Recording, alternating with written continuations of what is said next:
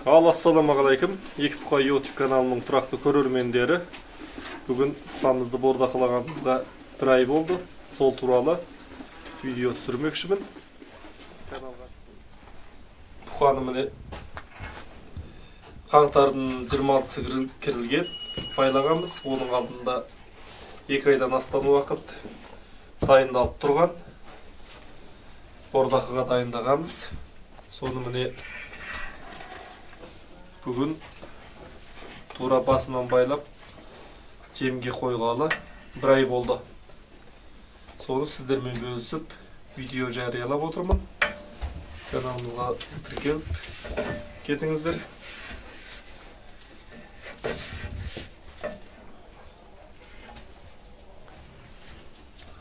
Ақ бұқа басы қышып тұр екен міне. Қалай ет жинаған туралы пікір қалдырып кетіңіздер.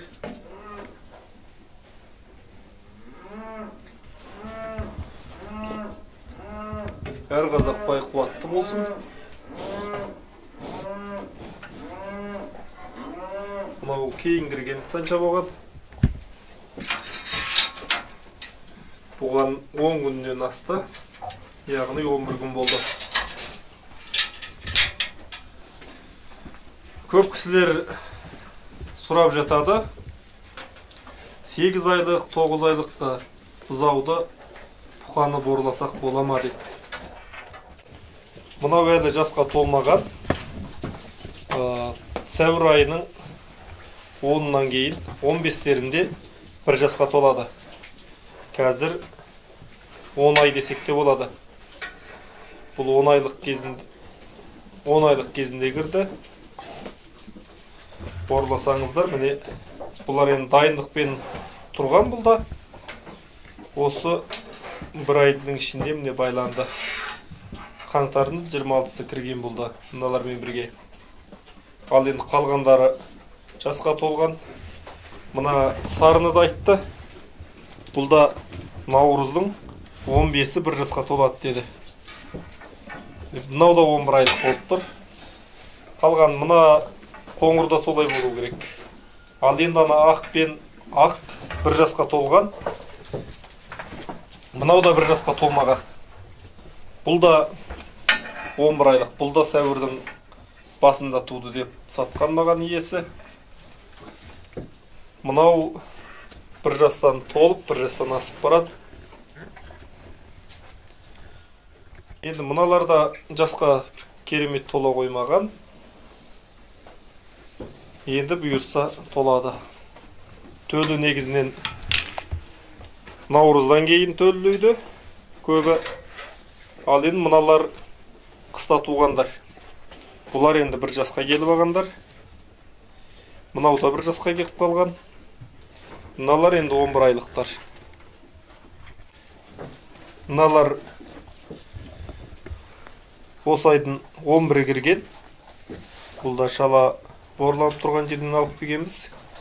Мынау жай бағыммен тұрған, мынау біраз борға кірген, бір 20 күндей борланыпты. Сосын алып келгенмін. Қораға кешке мына жақтан күн түседі, күндіз түспейді.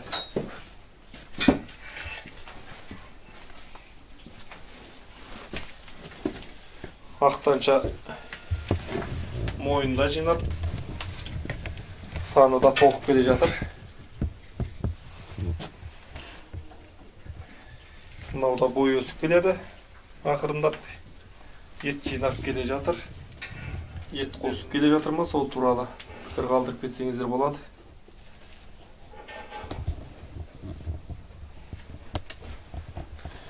Мынаны келесі айда көретін боламыз. Қазір бұл енді керемет бір еті жоқ.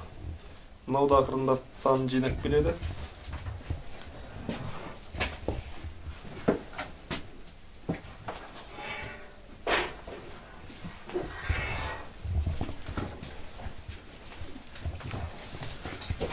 Мынау жатыр.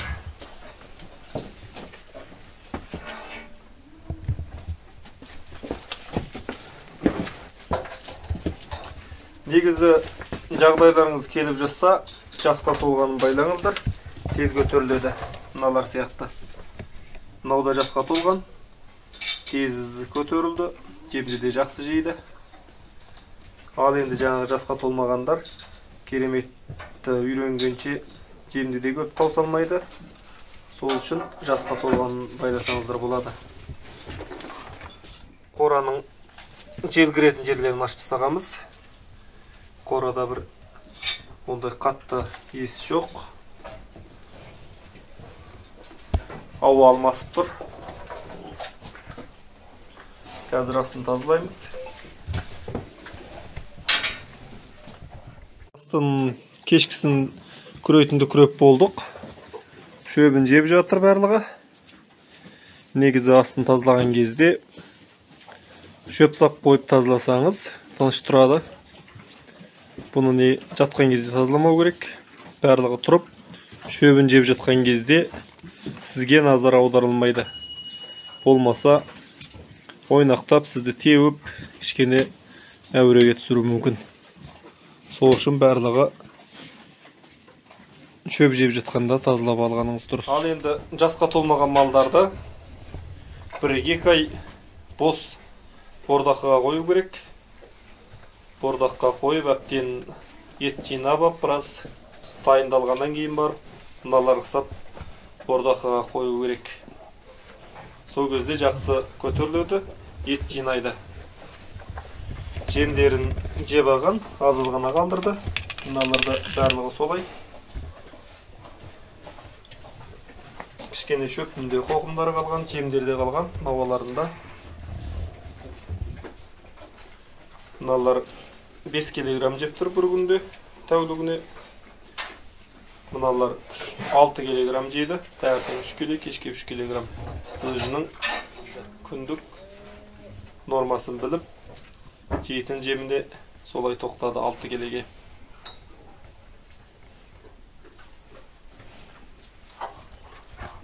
Жем жемей қалғандарына ас содасын беріп отырмын. Мынау кішкене қатқапты.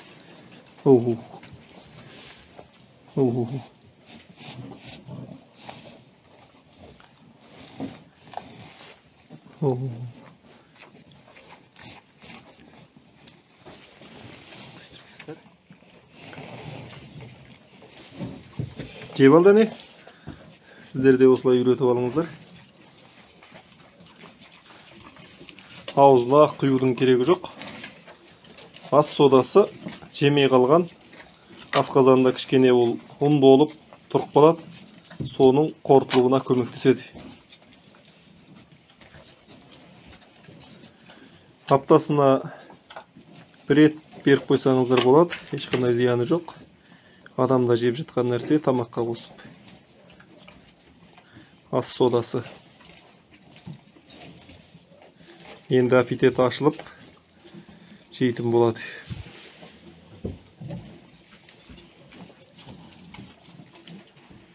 Мынау екеуі жасқа толмағандар енді сары жаңадан кіргеннен кейін бұл 4 килограмм жеп тұр күніне. Мынау да сол 4 килограмм жеп тұр. Алдында таусалмайтын, қазір таусып жатыр. Мынау 5 килограмм жеп бір күнде. Бұның алдында біраз қалдырды. Қазір кешке тағы 2,5 килограмм жемін саламыз. Сосын оны да таң атқанша жеп алады.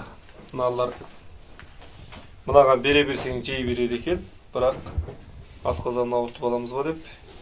Бұғанда таңертең 3 килограмм, кешке 3 килограмм беріп жатырмыз. Алды тап-таза негізіне.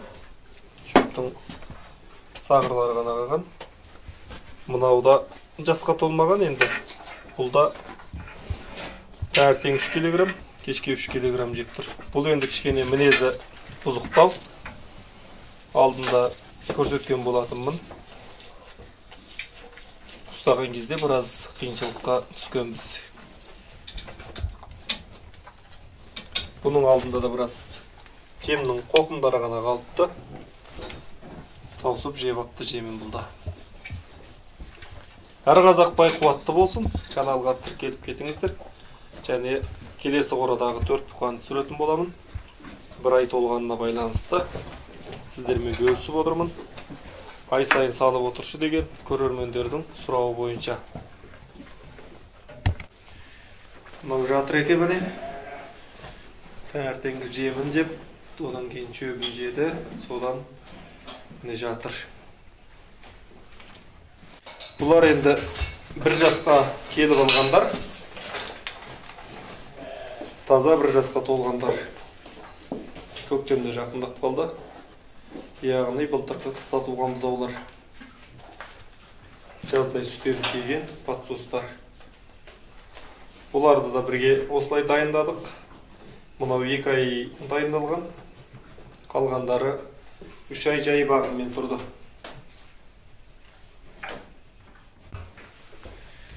Бұлардың алдында жеп мыналарда біраз қалыпты. Аналар тазалап отырып жеп алыпты. Сағат 3:30 қазір кезде. Таңертең сағат 8-де жемін салғанбыз. Сағат 9:30-дарда шөп сақ қойғанбыз. Содан түсте кірмейміз. Түсте мазалауға болмайды. Ет жинайтын кезі деп айтады, сол үшін түсте бет алды мазаламаймыз. Содан сағат 4-тен кейін бірақ кіріп, тағы біраз шөп салып, жоңышқа сап, сосын артынан суын беріп, кешкі жемін саламыз.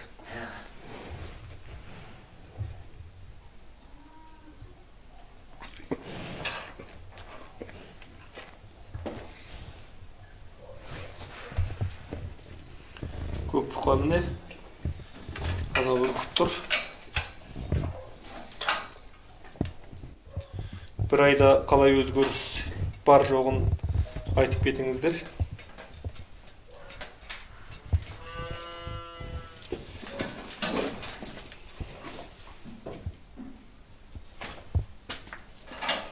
Асты тақтай 2 уақыт тазалап тұрсаң да, үсті осылай тоқ болады екен. Енді тілеуін кезде түседі.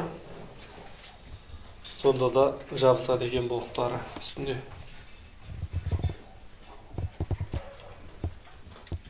Бұларда таңертең 3 кг жем жеп тұр.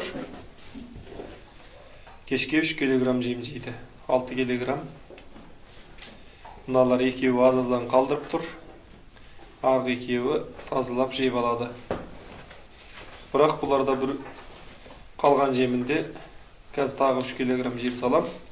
Түнімен жеп қояды. Алла бұйырса, амандық болып жатса, Алла қаласа шілдеге жетпей шығарамыз деген үміттеміз. Оғы дейін семіріп жатса шығарамыз сол кезде. Енді ай сайын видео жариялап тұрамын. Көріп отырасыздар. Рахмет сіздерге. Видеоны бөлісе кетіңіздер достарыңызбен. Және ақыл кеңестеріңізді комментарийға қалдырып кетсеңіздер болады.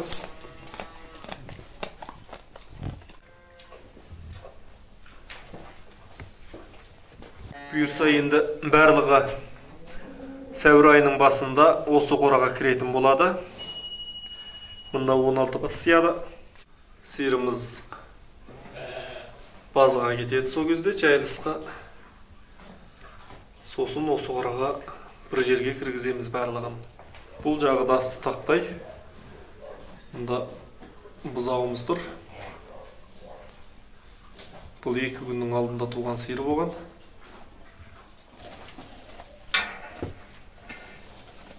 Қораның ішінде қазір салқын болып тұр. Ауа райы біраз шамалы суық қалды. Кеше қар жауды. Енді ертең тағы жылынады деп тұр. Мыналар осылай айқасып алады кей кездерде. Сосын өзі тағы дұрысталып алады. Кішкене тарлау жерге байласаңыздар осындай болады. Негізі арасы, бір бұқаның арасы 90 сантиметр, болмаса 1 метр болу керек. Мынау бұрын ондай бір жоспарда жоқ. Қора болған, сосын арасын жақын қойып кеткенбіз. Ана қора бос болмағаннан кейін осыған байлап отырмыз. Болашақта қора сап жассақ, енді көктемде Алла қаласа қора саламыз. Сол кезде арасын 90 сантиметрден қалдырып кетеміз. Сіздер де қора салып жассаңыздар, солай жасаңыздар. Әр қазақ бай қуатты болсын. Екі Бұқа YouTube каналының жүргізушісі Тұрдыбай Құрметханұлы. Ақыл кеңестеріңіз болса, айта кетіңіздер. Әр пікірге жауап беремін.